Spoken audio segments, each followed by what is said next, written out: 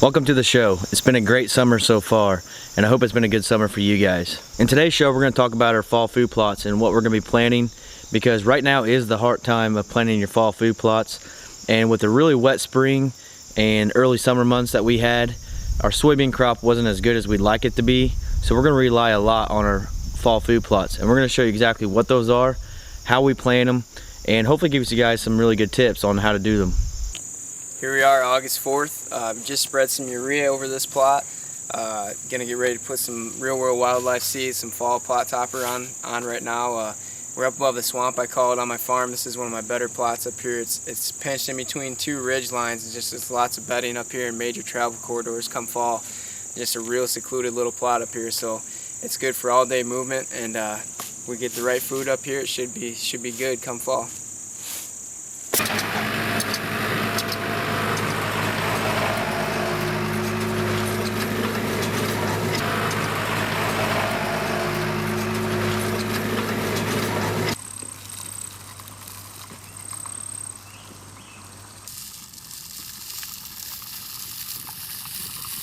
It's August 22nd. I'm here on my farm in Morrison, putting in the rest of my fall plots today. I like to do them a little closer to September, so if the deer don't keep it mowed down for me, the plots are still pretty tender come closer into the first couple weeks of hunting season, real green and tender still. And real excited about this plot. It's a new plot. We got a hawk stand here on the plot, and it's just surrounded by bedding, just completely bedding. And then to the west side here, or to the south of the plot, it's just tied in real good with some good hedges. So real secluded plot. These deer can step right out of their bedding, can feed right before dark, and then there's about 10 acres of beans here, production beans to the south of us. So it'll be a great staging area. I'm really excited for it.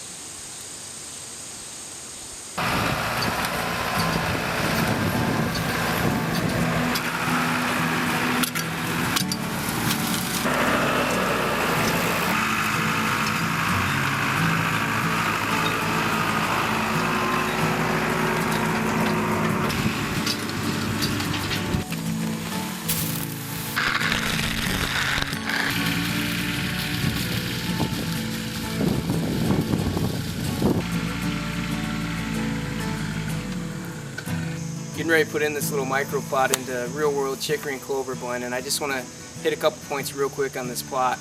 This plot's real little. It's just a little hourglass shaped plot in between two bedding areas with a huge travel corridor on my farm. And as important it is for farms that have sanctuaries for bedding for our deer, I think it's equally as important to have these little plots like this tucked away where it's real secluded, where deer can be in here 24/7 without being disturbed. I don't hunt on this plot. I just let the deer get in here. They can feel comfortable. It's a safe place for them to come and get some food, and then just keep moving throughout the farm. But I think it's real important to have these little food plots for these deer to get in and feel safe, and to not just constantly be pressured to influence daytime or nighttime movement on all your plots. It's August 15th. Coming back out to the farm to do some work, disc up some food plots. Fall plots that I came in and sprayed about 2 weeks ago with Roundup and 2,4-D just to get a good burn down. Gets to this time of year, you really got to plan around the rains for these fall plantings, and we got some rain coming finally at the end of this week, hopefully. So gonna get everything ready to go.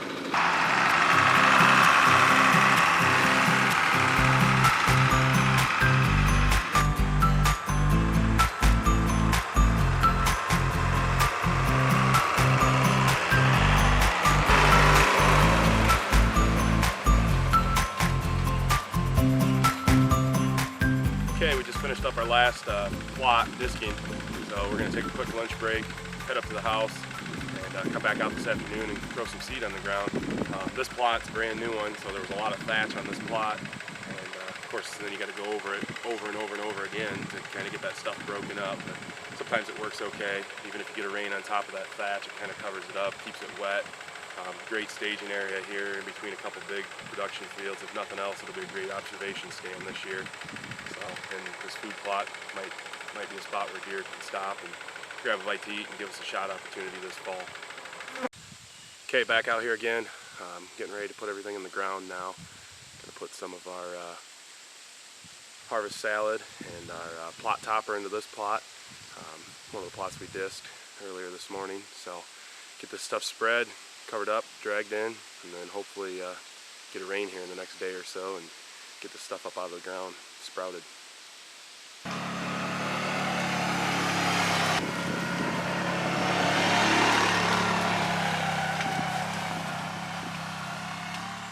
Okay, I got another real simple tip here for you that's pretty cheap and easy to do.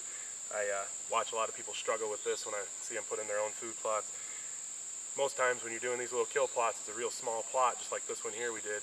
And when you go to drag it in, if you stretch your chain out, the next thing you know, it's wrapped up in your tires and you have to constantly get off, move the drag around, do whatever. Well, what I like to do is I take my chain, hook it up to my drag, bring it back, find the center point, then take a wire, wrap it around here real tight, go through the links, and keeps everything with just one straight pulling point. You can start turning pretty much as sharp as you want. It'll never get into the tires, and makes it real easy for you when you go to drag those plots in. And hopefully a tip that helps you guys out someday. We're here in one of our plots, a spring plot of soybeans from Real World. What we're doing today is we're adding in the Real World plot topper over top of this bean plot. It's a blend of tillage radishes, beets, and brassicas, that sort of thing, fall plot. What we're going to do is spread it right over top of these established soybean plots and count on a rain to work it into the soil, and then that'll go ahead and hopefully sprout as these plants start to die off and dry up into the fall.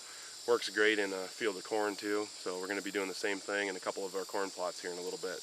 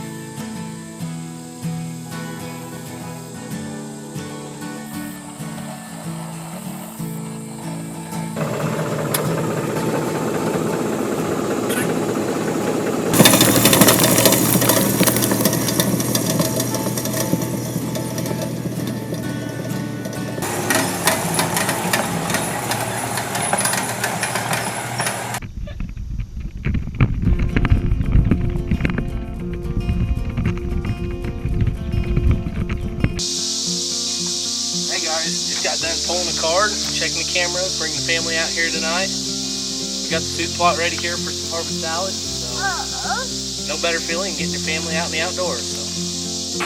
Well, heading down here to put in my harvest salad today. So let's get the seed in the ground and pray for some rain.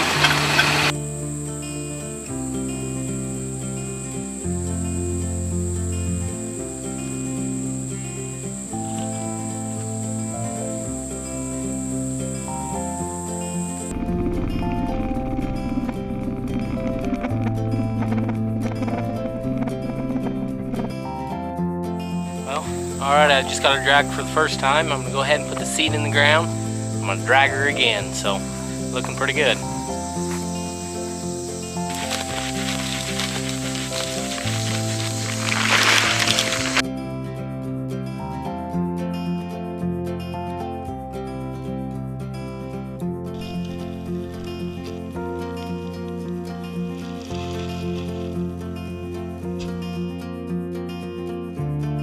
Well, just got done putting in my fall food plot here. Just put in harvest salad. I've got the greens here. I've got the beans and the greens over there. So we're going to go from greens to greens and back to beans. So that's my way. It's produced in the past, so we're going to keep on it and see if we can't get something done this year. Alright, well today we are getting ready to plant our harvest salad in the plot topper. Would you quit? You can hear all that on the video. God. Well, today we're getting ready to plant our harvest salad in our plot topper, and this year I'm doing something a little different. I'm planting it a lot earlier than what I typically do. Today is August 8th, and typically they recommend planting it the first week of September, the end of the first week of September. But what I've found in my results, the reason they tell you that is because that winter wheat, if it gets over a certain height, it's going to kill off and it's not going to be there come spring. But in all honesty, I'm not really concerned about the spring. I'm more concerned about what it's going to look like this fall. So what I'm going to do is plant it now in hopes that it's going to get quite a bit taller. Those Austrian cow peas are really going to come up in that harvest salad. and hopefully get a better stand of both the harvest salad and the plot topper itself. So I'm going to mix the two together, and what I'm doing, I'm mixing the plot topper, which is a ½ acre jug here, and the 1 acre bag of harvest salad. So that way I don't have too much plot topper. I want to make sure that I get the biggest and best stand of the harvest salad. And you know, I feel like if you space out that plot topper, it's really going to make your bulbs a lot bigger because it's got the brassicas in here and your turnips. So we're going to go ahead and get started, and hopefully it's going to get a nice rain and it's going to come up real nice, thick and lush. So I'm going to go ahead and get started.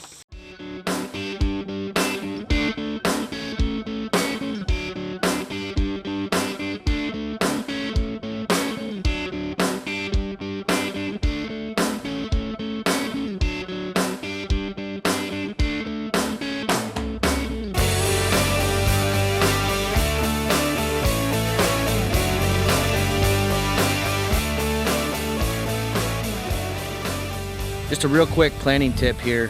What I've got here is a strip right along the edge of my set-aside, and then the corn, the farmer's actual corn. So what I'm doing now is I'm getting ready to plant harvest salad, and as you can see, I've disced it all up, and now I'm getting ready to hand broadcast the seed on top of that. And generally you want to go ahead and cover that seed with a little bit of dirt, but since we have a rain coming in tonight, there's about a 99.9% chance it's coming. We got about a 15-20 degree drop overnight. So it should rain, and my hopes is it's going to push that seed just far enough down in the ground. I'm going to have a real nice stand come this fall of the Austrian cowpeas and the winter wheat. So I'm going to go ahead and do this now. So my planting tip is, if you got a rain coming, just get it disc, hand broadcast it on there. That rain should push that seed deep enough to where you will have a good stand come fall. With the numerous food plot seed products available, how do you know which one to plant? Is there really much difference from one to another? Real World Wildlife Seed is striving to set themselves apart from all the other food plot seed companies by having the very best seed blends possible. Real World never uses cheap filler seed or other tricks used by some seed companies. Real World Wildlife Seed wants to educate food plotters and is offering this food plot DVD for just $1. To learn more, go to realworldwildlifeseed.com. See for yourself, there really is a difference. Dare to compare.